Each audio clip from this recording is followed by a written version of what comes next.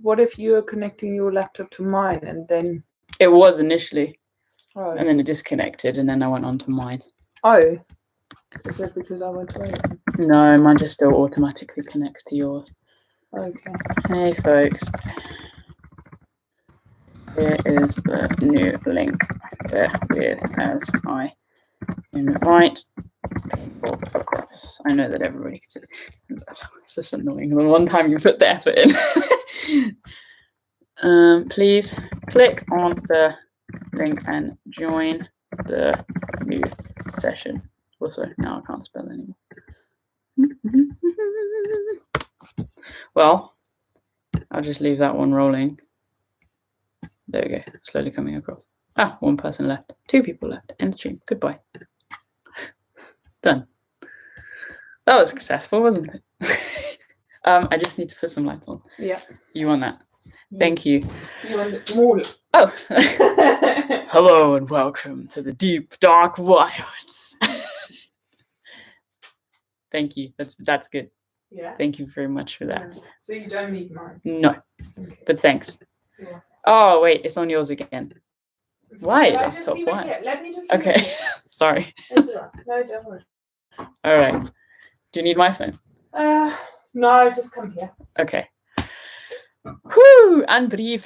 Hey everybody. Sorry about the carnage. My laptop automatically connected to Anna's hotspot. We don't have Wi-Fi here. We can't really get good Wi-Fi here, so we just have unlimited internet on our phones. And then I just quickly switched it across. But the thing with these YouTube things is it's really badly designed. Basically, if the internet drops, it doesn't reconnect, and I can't refresh anything, because if I leave the stream, then it ends it. So I have to stay on it whilst it's not working, and then tell you so I can send you a new link. And it's just frustrating because it's like the one, not the one time, but I put effort into it, and so it's like, right. But you're here, I'm here. We got there in the end. It only took 12 minutes. Apologies. How are we doing? Welcome to week 8. I have some updates for you. Updates. I wish I had a date. It can be like updates. Throw them in there. Wait, hold that thought. Buffering.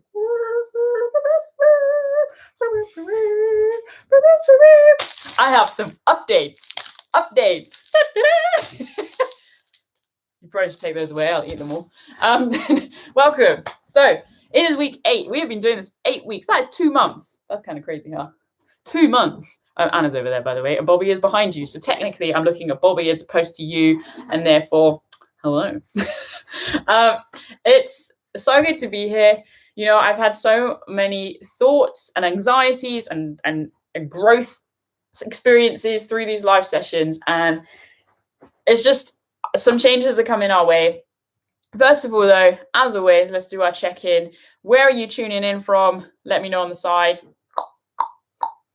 And 1 to 10, how are you doing? 1 being couldn't really be any worse. 10, genuinely couldn't be any better. In fact, you're pretty much flying through the universe on a unicorn. Life is good.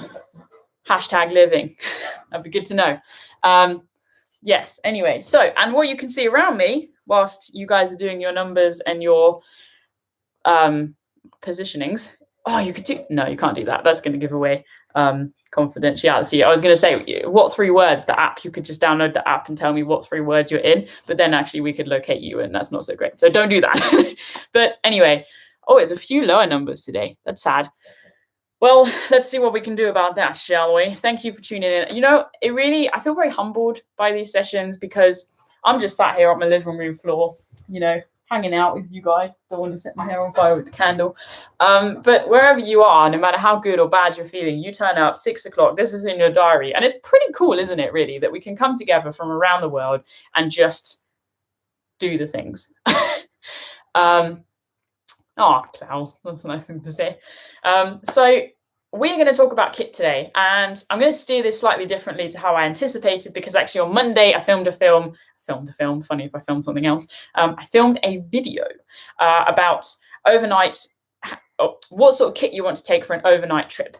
Because first of all, the first film I did is like 3 years old. You can go and look at that, but for pure egotistical sake, I would strongly encourage you, look over there. Don't do that. But I've created a new one, which is super cool. I've got some nice forest shots. I've been using the new camera, experimenting with different things, got some snazzy music in there. And yeah, Bobby was just tramping all over my stuff, so he's got to make a scene as well. It's a good little video, if I'm personally so biased as to say. So that'll be up in a couple of weeks. And what I didn't want to do was just repeat the same thing, because that's no fun. So first of all, as we go through today, please do ask any sort of hiking related questions, gear related questions, like mental resilience related questions on the side, and I will look at them towards the end of the session. What I want to say now, though, is this is probably, maybe, possibly, I mean, je ne sais pas, the last session of this. So this is the last session of lockdown survival. Why? Well, don't fear. We have survived. That's the point. So on Monday, we in the UK were given an announcement. If I'm honest, I didn't watch it. I just had the dates that I need to know. And I want to be completely honest with you in a minute and talk about my emotional state and reactions to that, which I'm sure possibly, maybe, if I can be so bold as to say, reflects how many people are feeling. But we have dates. So for those of you internationally, here in the UK, we are in a lockdown. So I'm in England, the southwest of England. I can actually only talk for here. But what it means is we can't go outside, like, well, we can, but whatever. Okay, ignore that sentence. Pause. Beep. Try again. Some shops are closed. We can't see people. There's various restrictions. 12th of April, we're sort of able to travel a little bit more within England. Scotland's doing its own thing, and Wales, I don't know. I haven't educated myself on Wales yet. And then from mid-May, the goal is that basically we can start to travel a little bit more. And there's a very, you see why I'm not a politician, can't you? It's great politics. So there have basically been announcements as to the progression of our freedom. And the reason why I want to change what I'm doing right now is because lockdown survival, I started this as an opportunity to show up for you guys, essentially to provide entertainment during these difficult times. And it is difficult, you know, for some people it's more difficult than others. Have to say, yes, there's been an undercurrent of frustration and suffocation and just, I think it would be a lot harder for me personally if this was in the summer, but it's winter. You know, it's down season with regards to wild, like, okay, potentially I was going to consider going south and sort of chasing summer so we could do some filming, but it's been absolutely sort of fine in one way. And it dawned on me that I was having an emotional response to the news, as was expected. So I will never forget the date. It is now ingrained in my brain, just like various other dates, like Christmas, although it's a bad version of Christmas. On the 4th of July, 2020, it was announced here in the UK that we could go out. We could go out again. We could go camping. We could go and do trips. We could wild camp. Like, it was almost back to normal with the various restrictions. And as much as I've been anticipating that date, it happened, and I fell flat on my face. It was painful.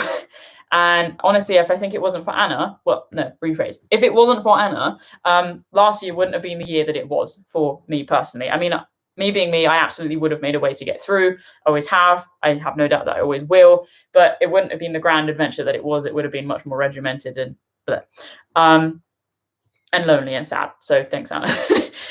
So the same thing sort of happened with the announcement on Monday, that apparently from sort of April, May, very, very loosely, we are able to start to think forward. And there was an article that I briefly looked when I dared to type in BBC News on my phone and then quickly delete. There was a 500% increase in overseas sales of holidays on Monday night. So literally within an hour of that announcement being made. And I'm like, I can't.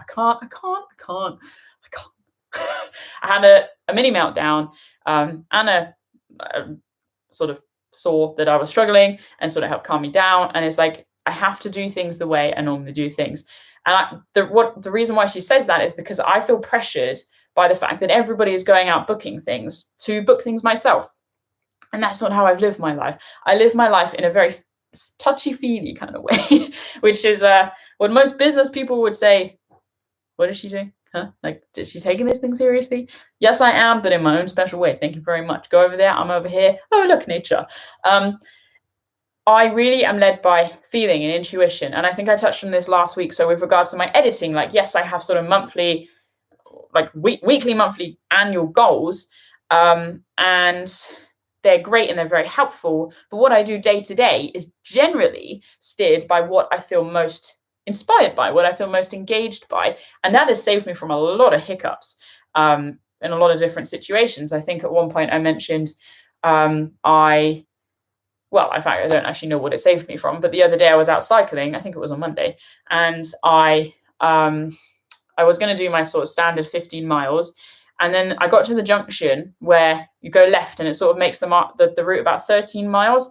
And I just had this really, really strong urge to go left. And I checked in with myself. I started going down that way and then I stopped and I'm like, is this because I'm just like excuses? Am I being lazy here, to put it bluntly? Like, and I was like, no, this feels really, I felt a very strong sort of unverbally definable urge to go that way. And then I went that way, and about 10 seconds later, I see an animal in particular that means a lot to me and personal to me, but that really reinforced that I'd made the right decision. So then I go that way and I start making excuses in my head, like, oh, maybe this has happened, or maybe that's happened, maybe I'm tired.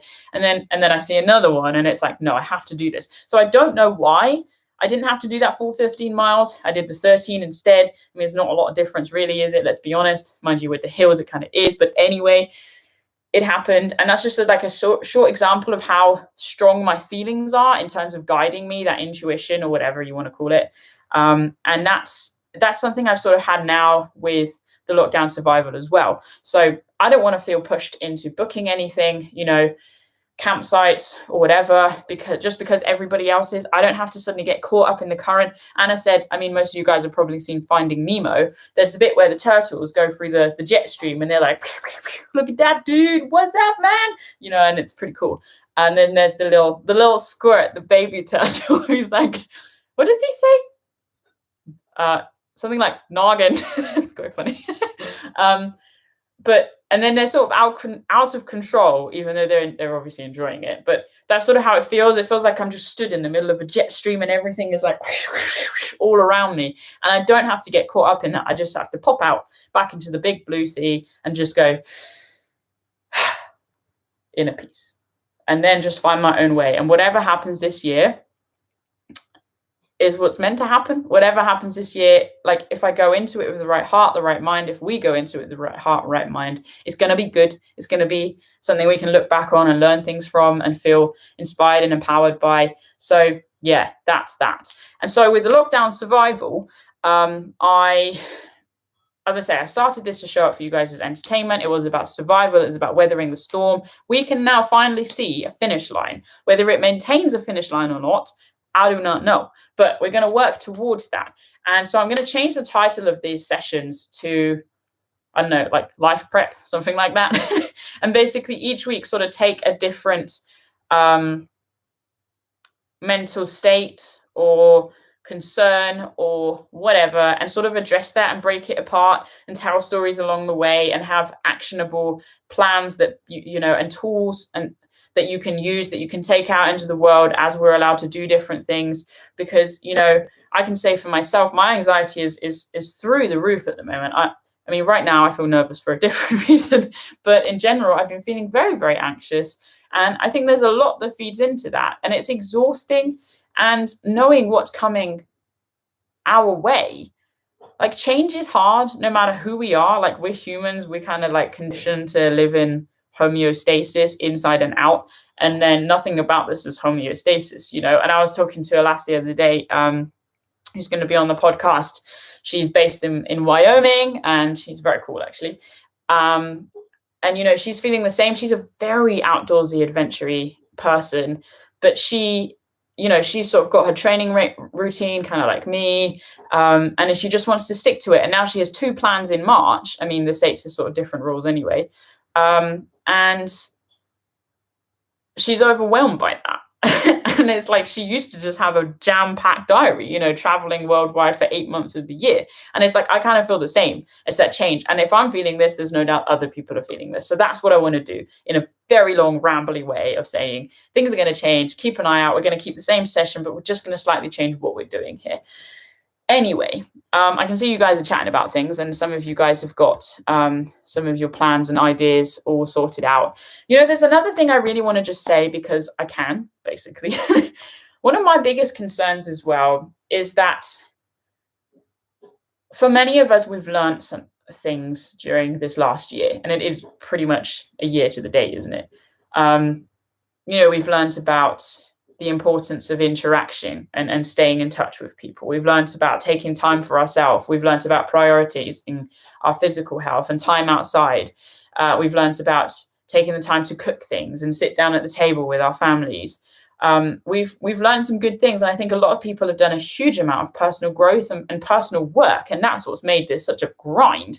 Because throughout the last 20 years, big businesses have been talking about, working from home is good, but we're not sure how to implement that. And then almost overnight, it's like everyone's working from home and it's the birth of the home office. And now people want to go sort of back to the office. And I don't know if we're ever going to sort of go back to that sort of system, but perhaps there'll be some kind of shift system. So whatever, I don't know. But people have learned things. We've had to actually face our fears. We've had to face difficulties. And isolation and loneliness, and we've all gained from that in one way, in terms of we've built more meaningful connections with people who are further away because they've been making a conscious effort to stay in touch, whatever it is. So one of my biggest worries is that we will become blinded by the race. And what I mean is the race is that jet stream, is the race to just get out there and do everything that we haven't been able to do for a year, and see everybody we haven't seen. I mean, that's a slightly different bubble. But everything's going to be intense. It's like, let's consume, let's buy this, let's go there, let's get on that plane, let's yada, yada, yada, yada, because we have this year and we have to make up for last year. And we're going to lose hold of those really quite groundbreaking realizations that we've had. And I think we have a personal responsibility, a personal individual responsibility to hold on and live out the values that we have come back in alignment with, being able to appreciate the beauty of home, being able to nourish a garden, being able to enjoy local walks. And just because I can, as I say, I want to just reach out to all of you guys and just encourage you to maintain that self-reflection, to try as best as you can to not get caught up in the race, but stay true to you and where you feel you're being called. And if there's something that excites you, then go for it. But just make sure, just check in. Is this in alignment with what I've been learning about myself and the person I want to be putting out into the world? And if we don't do this, if we suddenly start, booking every flight and whatever, then never mind the difference it's had on the planet for the last year.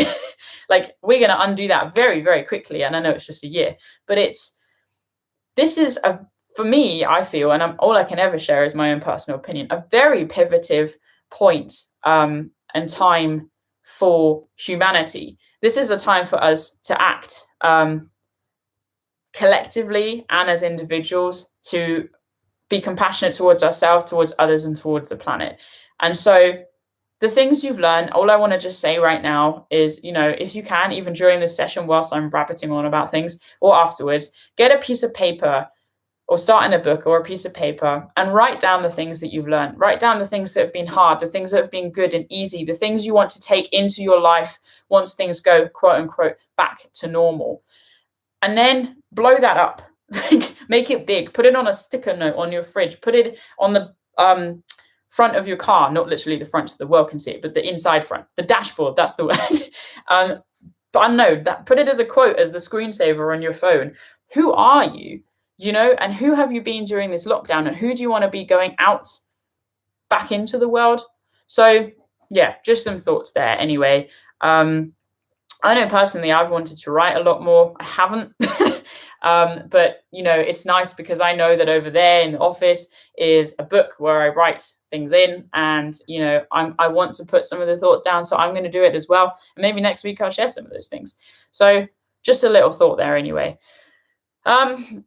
I'm just going to have a really quick scan through and see if there's anything within this chapter of the conversation that I probably should be addressing. And then we'll get on to gear. Oh, yeah. Our traditional live chat beginning. Exactly. All the numbers. It's so funny. I actually half watched a live session the other day. this chap in Sweden. And it just really made me laugh because it's like everybody does the same. They just come up to the screen and just like make a little la la la la la noise whilst they're scrolling through. A few people have had vaccines. Interesting. Someone said howdy. Oh, that's good. Do you know, as a kid, I would never say hi or hello. It was always howdy. I have nourished my vocabulary since then. Any plans to... Sorry, just had a random thought. Any plans to start the wild walks again? So with the wild walks, basically, for those of you guys who don't know, so there's a lot to wild. There is obviously the YouTube channel. There's the podcast. There's yada, yada, yada, yada. One of the other things there is the wild walks and weekend events. So 2019, I did the sort of first weekend event. We were on Exmoor, had a camp, really fun, actually. Kind of exhausting, but really fun. I feel a lot more prepared for that. In the future. So I would love to bring back walks and weekend events and possibly even workshops. For me, obviously, I'm running a business. I want to make sure things are as smooth as possible in terms of like COVID regulations, because in particular, people come on board because they want to boost their mental health. If there's all the stresses about PPE and yada yada, then I'm not going to do them. So the wild walks and things will start being rolled out again once we can essentially go for a walk as a group and not have to stand far apart from each other, not have to wear face masks, and things can basically be back to normal as a group walk. So when that is announced in the big wide world, check the website, stay in touch on social media. Wild walks and weekend events will be rolling. Also, I really do miss them, can I just say.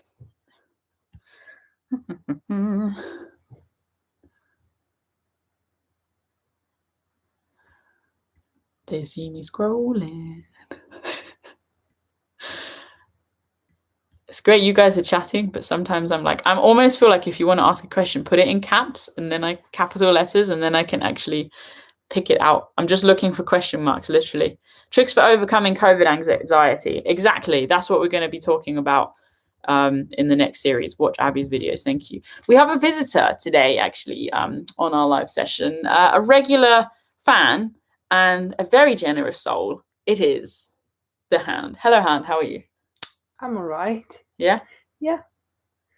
Probably 6 to a 7 out of 10. That's not bad. Yeah. Life worthy. Yeah. Life worthy. Wow. So and I'm holding a hot cup of tea. I was going to say, how's the forearm hanging out there? Forearm is all right. Forearm's good? Yeah. I mean, I haven't seen forearm for a while, so. No, just you, Hand. Wait. Oh, hello, forearm. Gonna get undressed on camera. Get naked. Well, thanks, Hand. It's always good to see you. You're always very generous in your bringings, your gifts. I know. Thanks for the date. Ta-da! Oh, she's bringing it. Thanks, Hand. Enjoy your date. Bye. Bye. Like, ooh, naked. Man. All right. So anyway, let's talk about gear, shall we?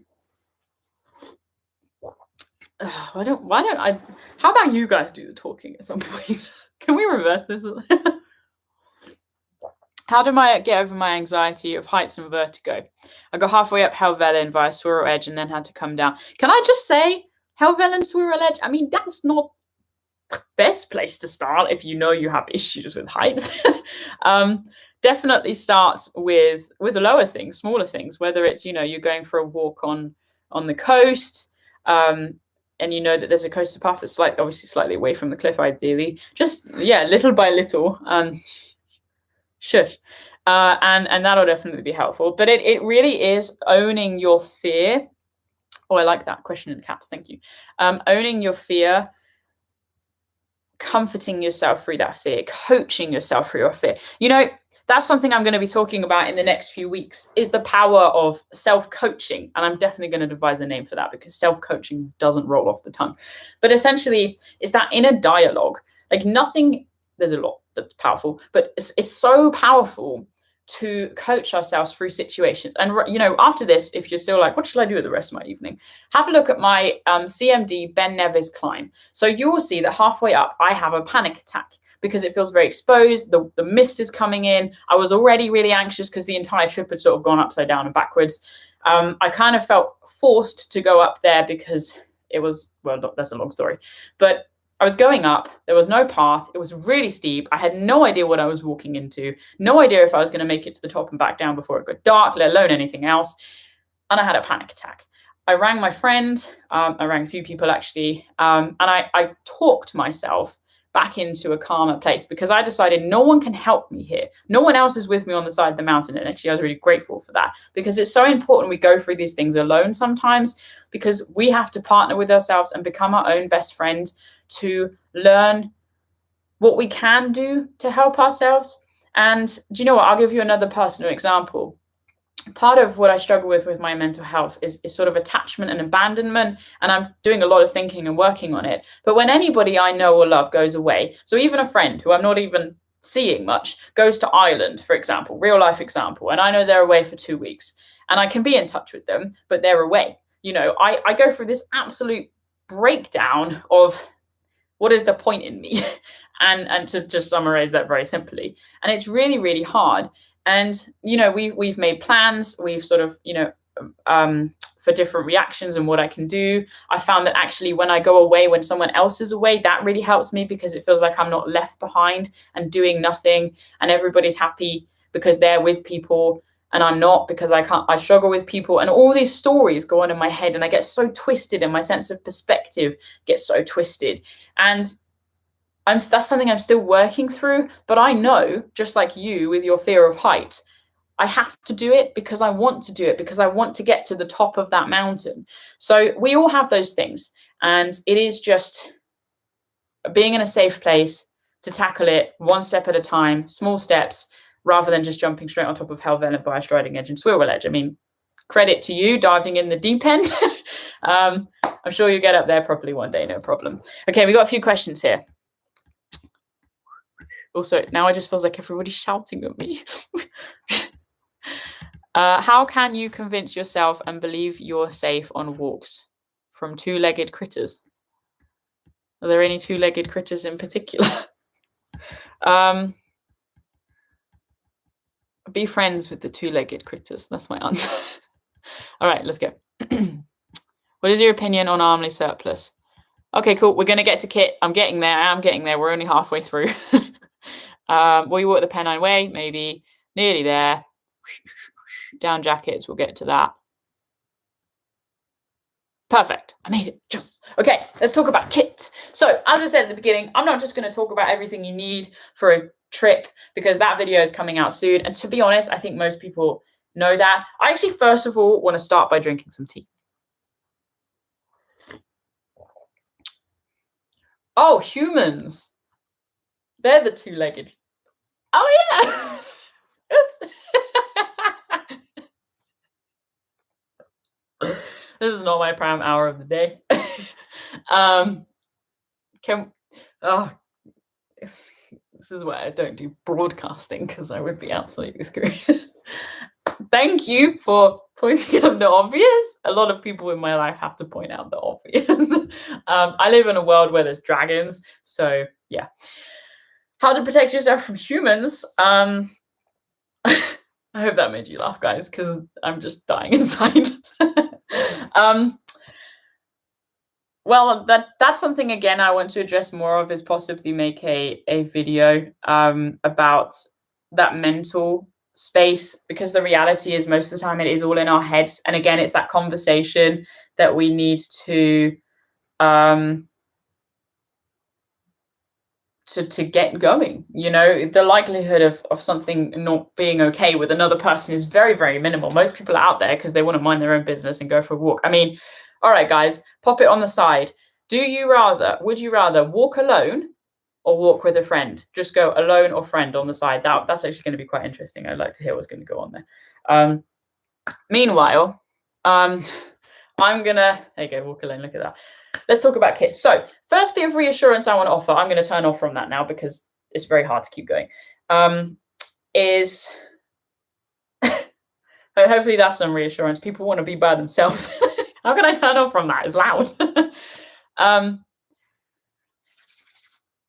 Kit. When you watch YouTube videos, it's very, very easy, as with any other field of interest, to get caught up in expensive, lightweight, branded kit. I have fallen into that trap once or twice, and it's not felt good. I have a lot of high-end kit, but I didn't start there. I have high-end kit because in a normal existence, I am on the trail. How many thousands of miles I don't know how many thousands of miles I've walked, but I know that 2019 I walked, was it 5,000 or 7,000 miles? It was a lot of 1,000 miles. I walk a lot. My outdoor clothes I use every single day without fail. Like I pretty much always use a rucksack almost every day. Not at the moment, and again, normal circumstances, boots, yada yada. I hike a lot. So there is a reason for me to have high-end stuff. That being said, the high-end stuff is high-end for a reason. Now, a lot of people sort of get caught up in the brands. Let's just name a few. Let's just put them out there. North Face, Rab, Patagonia, Mountain Equipment, Outdoor Research, Bridgedale. What else is there? Come on, you can do this. Cue music. Arc'teryx, whatever. You go into an outdoor store and it's overwhelming if you were to actually count all the different brands. If you're looking to get into hiking and backpacking or any sort of outdoors things, first of all, don't go to a store. Just rewind. You have a store right here in your home. Have a look in your wardrobe. What have you got that you can actually use right now that can take you out to the outside? That can keep you safe when you're outside. So the main thing you just want to make sure you're not doing is wearing cotton. But if you have layers that you can wear, so you've probably got a gym top, you might have some leggings or some shorts. Awesome. You can start there. If you've got some trainers, great. Start there. The sort of clothing, it depends where you're going, obviously. And there's a little disclaimer. If you're going up mountains and stuff, like you need to make sure you're protecting yourself. Make sure you've got your layering system, blah, blah, blah. We'll get into all of that. But to sort of run through the layering system very, very simply, you want to start with a base layer. That's a layer that's closest to your skin. So whether it's a t-shirt, whether it's a long sleeve shirt, generally it's wicking. What that means is the moisture is going to be absorbed into the material and expired out into the big wide world. Just helps to keep you dry. That's the problem with cotton. If you're going to hike somewhere in cotton trousers, such as jeans, hello. Also, I have a story to tell you, but I'll tell you later. Then the issue with cotton is it retains that moisture, and as the air temperature drops or the wind picks up, your heat is going to be whisked away, just like that, like the wind, and it can lead to hypothermia. It can actually lead you to be in a very, very, very dangerous situation. So that's just the one thing. Avoiding cotton is really quite important.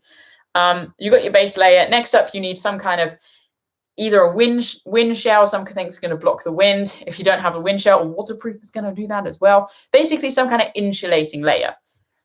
Great place to start is something like Regatta. Regatta even have an outlet. If you type in Regatta outlet, this is UK, obviously, then they have all sorts of stuff that they've discontinued. Really cheap, really good stuff. I started with Regatta. I also started with Mountain Warehouse trousers. It's so, essentially what I'm trying to get at is it's so easy to get caught up in the brands and be like, I have to spend hundreds of pounds on clothes, £100 on trousers, 50 quid on a t-shirt. Like, you don't.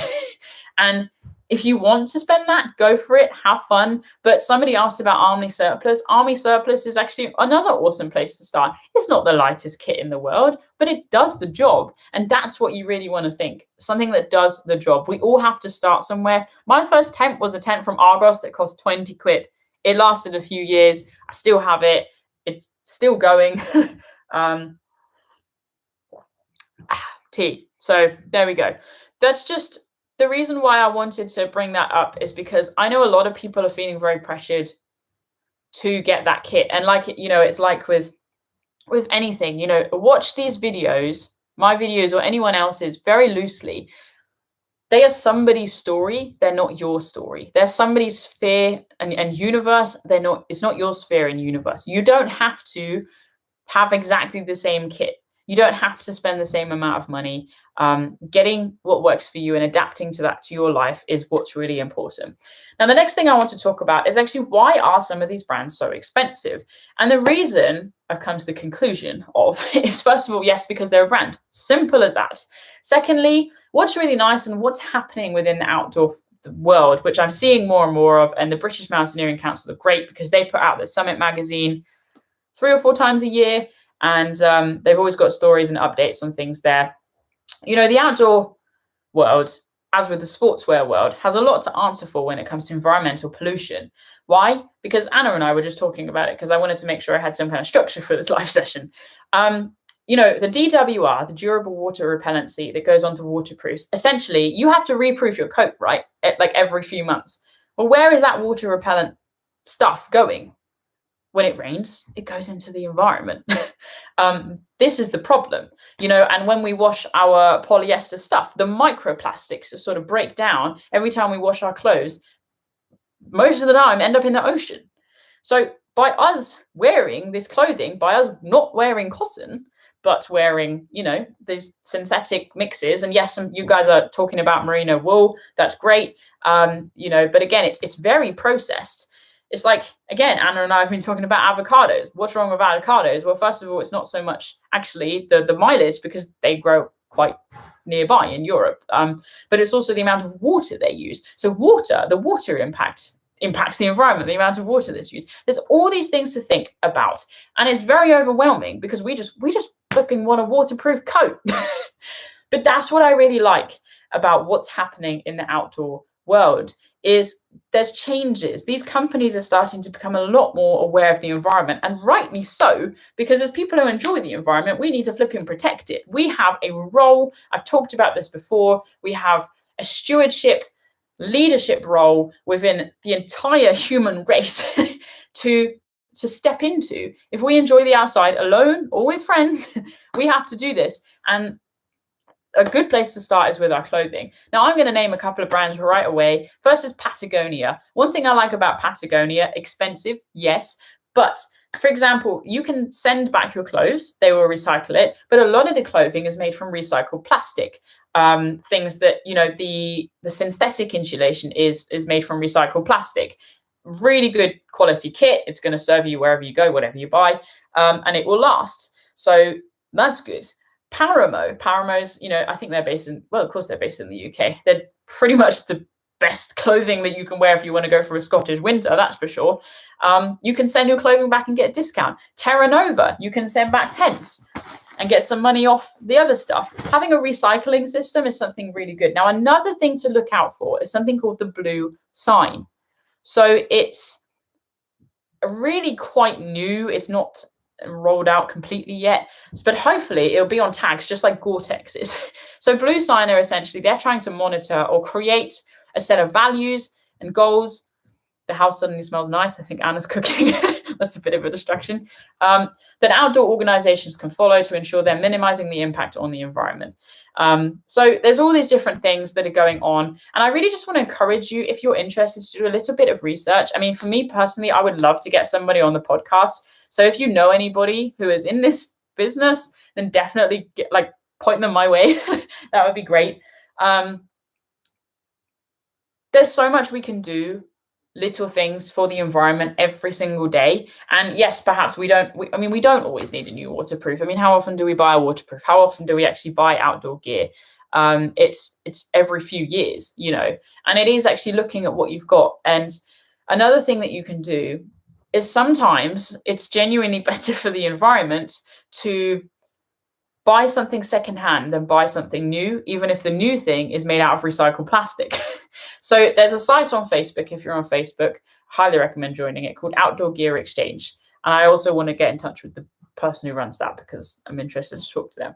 But basically, it's a Facebook group. It's flipping huge now. It's actually really overwhelming and it just makes my brain explode. But people are basically just selling all of their outdoor gear that they don't want anymore or don't need or don't use. And you can buy it there, just send them postage money and that's that. So definitely recommend having a look there. And also you're going to obviously save yourself a few pounds or a few bucks, a few euros if you buy something secondhand as well. I feel like I've almost been brought up with a mindset that secondhand isn't good because something's going to be wrong with it. But I've learned through my own experience that's really not true. Generally not true. And I mean, yes, there potentially are people who are out there to get you, but it's just like being out hiking. Like it's so minimal now. The world is so flipping big and that genuinely people have good motives. So that's something to have a look at there. and I'm just going to drink some tea. I'm very keen to try and finish a whole mug during a live session for once, because normally it's like I've taken 3 sips and it's freezing cold. Also, I'm very interested. If you're interested to know more about a company's environmental standards, don't hesitate to pick up the phone to get in touch with them. Everything I've just mentioned, I'm not sponsored by them. I'm genuinely interested. So yeah, that's that. So now let's just have a very brief run through. So we talked about layers. We started there. We talked about clothing. Another company where you can send things back and get things repaired is Osprey. So I have my Osprey Exos here, my 48. You guys will have seen this in a lot of videos. I've been slowly transitioning over to Gossamer, but it's not really happening because this thing is my pride and joy. So 3 times now I've sent this pack off to Osprey. They have a repair scheme. What's happened is this bottom strap here, it just keeps ripping out, and they just stitched it back in. All I've had to do is pay for the postage, and then they do it all and send it back. And that's great, because that pack I wouldn't be able to carry my tent otherwise, and therefore I need another rucksack. So just know, if anything goes wrong with any Osprey stuff, you can just send it back to them, and that's easy peasy done.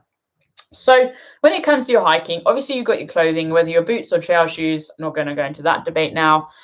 And then, we're sort of working outwards into what we're doing. We have our pack. What's in our pack? Well, there's different systems, and this is what I talk about in the video, and I don't want to go into too much detail now, but just to tell you the system, there's your shelter system. So it might be a tent. This here is deliberately the one I picked up. This is the Terra Nova Starlight 1. I'm actually going to be using this as a giveaway very soon. It's a 1-person tent. It's a lightweight hiking tent. What does it weigh? Does it tell me? Doesn't tell me. Fantabulous. But anyway, that's that. So I'm going to be giving this away in a new video. So you guys, or you might want to use, did I bring it? A bivvy. So if you're bivvying, this is the Outkit bivvy. This is the extra large, so it's a bigger one. You can also get, I've got the small as well, or just the large, whatever it is. A bivvy is basically a plastic liner that goes over your sleeping bag. So that is your shelter system. You might want to use a sleeping bag, a tent. You might want to use a bivvy bag, and maybe a tarp as well. A tarp is just a big sheet of plastic that you might tie between 2 trees, or make a shelter out with a walking pole or something. And that's that. So that's your protection from the element. Next up is your sleeping system. So the sleeping system, you want a sleeping bag, your roll mat, and if you're really spoiling yourself, some kind of pillow thing. So an example of quite a small, compact sleeping bag. Again, I talk about this in the video. This is Terra Nova Elite 250. As you guys probably know, my most commonly used sleeping bag is my Rab Neutrino 400, I think. Pretty expensive bag. Guess what? I got it secondhand off Outdoor Gear Exchange. I paid, I think, 90, 100 quid. I think I don't know what it is normally, but yeah, shop around, that's for sure. That's your sleeping system. And then roll mat. This is obviously the Thermarest Neo Air, a very popular lightweight roll mat. I actually on Patreon just gave away, I do giveaways every month, a Van Gogh Trek Standard sleeping mat. So it's bigger, it weighs 1 kilogram, but much more affordable. So don't get caught up on the brand. The roll mat, or the price even. The roll mat I used for the longest so far, that never had any issues with, was the Thermarest Venture. So again, Thermarest does exactly the same thing. It's square as opposed to rounded. Really good. I think it cost me 40 quid, and I don't know how many nights I've had on that thing, but still got it. Anna's using it now. Great little roll mat. And that is that. So yeah. Actually, we'll talk about that another time. Next up is, so you've got shelter system, sleeping system, cooking system. I haven't got that here right now, but basically some way to cook things. Now, you might not want to cook anything. You might just cold soak, or you might be not backpacking, so you don't need to cook anything. But essentially for me in particular, I absolutely love having something warm, a warm drink, or warm food. It just is the best thing ever, talking of warm drinks. You might want to go down a classic Jetboil route. Jetboil is a brand. They basically have pots that you screw gas onto and done. You might want to go down the traditional Trangia route. You might want to go down the liquid fuel kind of stove route. You might want to just create your own and get a little screw on stove and then get some pots and things you can put on there, which is what I've done. It's your setup. And it's really, as with everything, it's like, do you need to upgrade? And if so, why? That's the main thing. When you upgrade, do you need that kit or can it go elsewhere? Those are the things that I think are so important that go through our head. Otherwise, first of all, we accumulate so much stuff. Welcome to my world, although I do use it on my walks and weekend events. Oh, sorry. Why? But also, it is just thinking about that impact on the environment. And are we being caught up? Is this our own values, or are we being caught up on the pressures that we're seeing online to have the newest, flashiest, lightest, most expensive kit? Not required. So shelter system, sleeping system, cooking system. We've talked about layering as well. And then it's all the other little bits and bobs. It's things like head torches. You're going to make sure you need a head torch. Things like first aid kits. Make sure you can use everything in that first aid kit. It's things like extremities, so hats, gloves, making sure those are going to be protected, sunglasses, sunscreen, all those different things, a toilet kit, making sure you can pack out anything that you pack in. And then we come to food and water. So people carry different amounts of water, people drink different amounts of water. I know a lot of people get concerned over how much water should they bring to carry. I would just always encourage you, if you're going to go on your first sort of multi-day thing, use your day hiking as an example. Use your day hiking as an example for food, for water, for pacing, for timings, for how much breaks you need. Use them to practice carrying the kit. Day hiking is great. Use it. Drink tea. So with regards to food, keeping ourselves fueled and hydrated is a really important way to sort of help keep our morale up. A lot of people find themselves feeling tired and they naturally say it's because I've walked so far, but actually it's often because they've not eaten enough or drunk enough.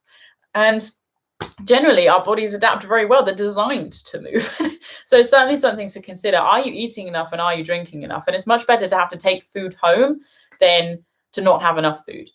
So basically it's looking at those macronutrients and making sure you're actually not just keeping yourself full, but you're keeping yourself vitalized in one way. So most people know about electrolytes. They know that when you sweat, you're losing your electrolytes, your salts, whatever. You need to sort of replace that. People take those little tablets or drops or whatever. That can be a really great way. But the same as with our food, certainly if we're backpacking for a longer period of time, we need nutrition in there, and food isn't the same as nutrition. So it's so easy when we're hiking, when we just want sugar, and energy and simply process things. And I fall into that trap because it's a great time to just eat, I don't know, cinnamon buns. Oh man, I could eat a cinnamon bun right now. Thank you. Have we got express shipping? It's a great chance to do that. But it's also making sure that every single day, just like with real life, that you're getting good nutrition in, that you're getting fiber, that you're getting carbohydrates, that you're getting proteins, that you're getting fats, and that it actually comes from a place that's going to be good for your body. If your body's dealing with essentially a lot of processed stuff, it's not going to help it fire efficiently. It was very interesting reading. There's a chap called Colin O'Brady who's actually just been, I don't know if he's the first person, but he's just skied across Antarctica, and there's a lot of controversy about it. And he's also just tried to climb K2 and stuff. But anyway, he created with a lab in the States called the Colin Bar. And it was very interesting because they took all of his markers for inflammation. And we're not talking about he ate an apple and got really bloated. We're talking about tiny, minute changes in his gut microbiome, his gut bacteria, in reaction to something he ate. He found that ginger was a mild inflammatory in his gut, all sorts of different things. And so they removed those things from his diet for the duration of his expedition, which is obviously a hugely intense expedition. I mean, he's burning about 10,000 calories a day. And he's on the ice for 2 months. In doing that, he's going to reach optimal performance and he's going to stay in the best possible state in order to complete that expedition. Now, we're not all going out skiing across the ice, but we're doing a backpacking trip. And if we're obsessing about getting our weight down, then we certainly need to obsess about our diet in one way, making sure we're staying fueled. And I think a great place to start is your very standard trail mix. So nuts, dried fruit, getting salty things in. Pretzels are great. So basically straight away in the nuts and dried fruit and maybe some pretzels thrown in there or salted peanuts or something, you've got your fiber, you've got your fats, you've got your proteins, you've got the salt, which is going to be very helpful. Easy peasy. That's great. And I know a lot of people like to add things like salami and cheese and whatever. Like I don't eat animals, so that's not for me. But there's different, that everybody's diet is obviously going to look different. But what I just basically want to encourage you is when you're out on the trail this year, just think, is this serving my heart? Like, is this emotional food because I want it, because I'm doing the hard things? Is this serving my body? Is this going to help keep me fueled sustainably? So it's just something to think about. The other things is sort of your breakfast and your main meal. Obviously, those are the other two things that sort of make up either side of the day. So in breakfast, I think a lot of people like to go down the porridge route. Some people, again, like to just have nuts and things that they can eat, or cereal bars or whatever. Awesome. Go for that. Eating in the morning isn't everybody's cup of tea. Funny because cup of tea.